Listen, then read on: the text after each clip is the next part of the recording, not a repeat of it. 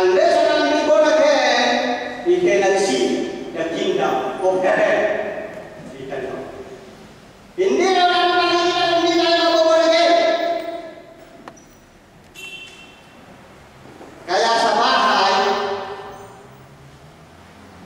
kung lahat ay Kristiyano, kingdom of heaven in that house. Because that is God's elect, is Christian. Kaya kung hindi yun mga Kristiyano nandun sa loob, halo-halo, pero meron pa rin siya anak sa kahanan yun. Nadadalhin niya ang kanyang kaharian. The kingdom of heaven is spiritual. And the kingdom of Satan is physical. Bakit ko sinabing physical? Kita-kita naman ang gawa ng kalaban. Diba? Mas nananaig yung gawa ng kalaban. Mas nakikita mo karami. Kasi yung kingdom ni Lord is spiritual. Hindi mo malaman kung hindi Christian siya. Dahil katibig, walang marinig sa boses. Walang marinig na siya po natin. Walang marinig na maisip si Kristo. Kristiyano muso, pero walang Kristiyano puso. Pag nasa puso kasi daw, inilalabas, ipinakikita na may kaharian ng Diyos. Napakasarap ng patuto ng ating kapatid. Naramdaman ko ang pag-ibig ng tunay na magkakapatiran. That is glory to God, not to ourselves. Because God chosen us. He elected us in His kingdom.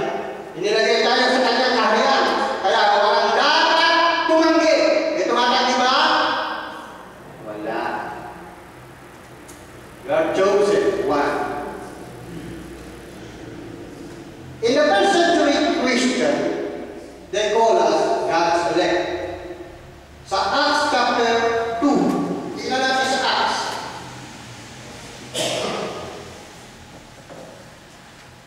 Chapter 2, verse 41. Hanggang 47. Now, this is Christian, the so-called God's elect. Are you there? Mga Gawa, chapter 2, verse 41 hanggang 47. Then those who gladly received His word were baptized, and that day about 3,000 souls were added to them. 42. And they continued steadfastly in the apostle doctrines and fellowship, in the breaking of bread and in prayer. Every Sunday we have breaking of bread and prayer. They are studying the Word of God. It means the doctrine of the apostle, the doctrine of Jesus Christ. Katulad ngayon ang ating ginagawa dito sa Acts, yung mga early church na tinatawag. Yung mga unang Kristiyano na kapanahon na ng ating Panginoon na si Jesucristo ay meron na hanggang sa ngayon ay nagaganap. Kaya maraming nagsasabi, puro kayo kain sa church ninyo.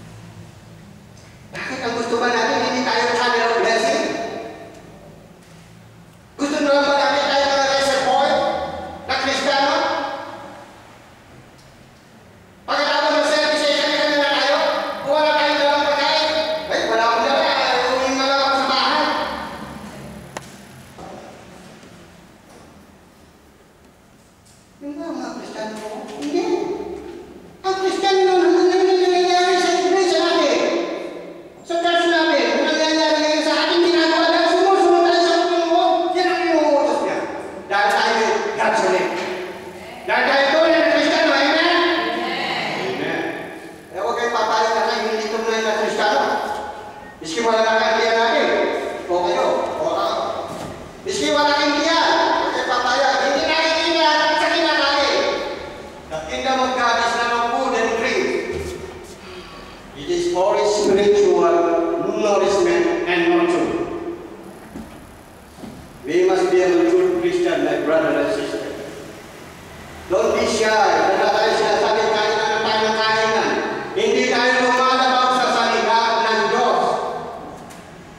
We are doing it. We are applying it. We are practicing it. Huwag tayo maiyak. Kung anong may pagkain ka, kumain.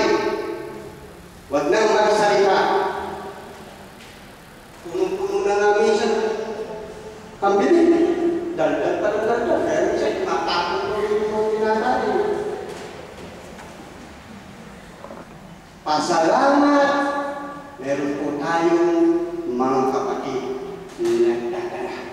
Amen? Amen. Dahil sa Diyos, hindi dahil sa Kanya, nagsabi. Okay, praise the Lord. Continue, sabi ko. Then fear came upon every soul, and many wonders and signs were done through the apostle. Yung verse 43. Takot po ba tayo sa Panginoon? Nako, mukhang walang natatakot ako po niya. Takot ba tayo sa Panginoon? Kung natatakot tayo, signs and wonders will come. Answered prayer, napakarami. Mga kagalingan, gumagaling. Yung mga nangihina, lumalakas. Malakas po ba tayo? Amen. Praise the Lord. Sa Sandigo? Amen. Nandito pa rin ba kayo? Amen. Praise the Lord. Yan ang mga Christian na tinawag ng Diyos. Miski buhusan ka ng napakaraming tao sa daraanan mo, hindi ka mapatakot, di ba? Dahil iaangat ka ni Lord. Dadalhin ka sa kanyang kaisip naman na naghihintay siya. Meron ng isang nakasabay ko sa bus.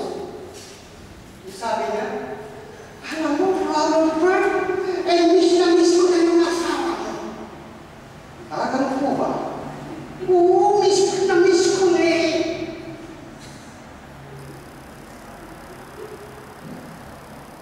Dadaan lang po naman kami alas 11 hanggang alas 4 sa church. Kung nami-miss ninyo, puntahan po ninyo. Nami-miss nyo ba yung mga kapatiran? Kaya kayo natin ito. Bakit dahan-dahan ang boses mo?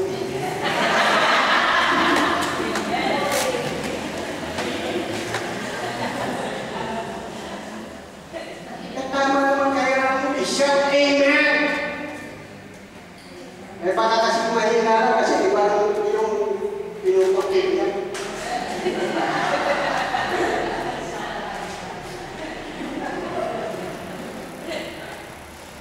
And then sabi nito, praising God. Now all who believe were together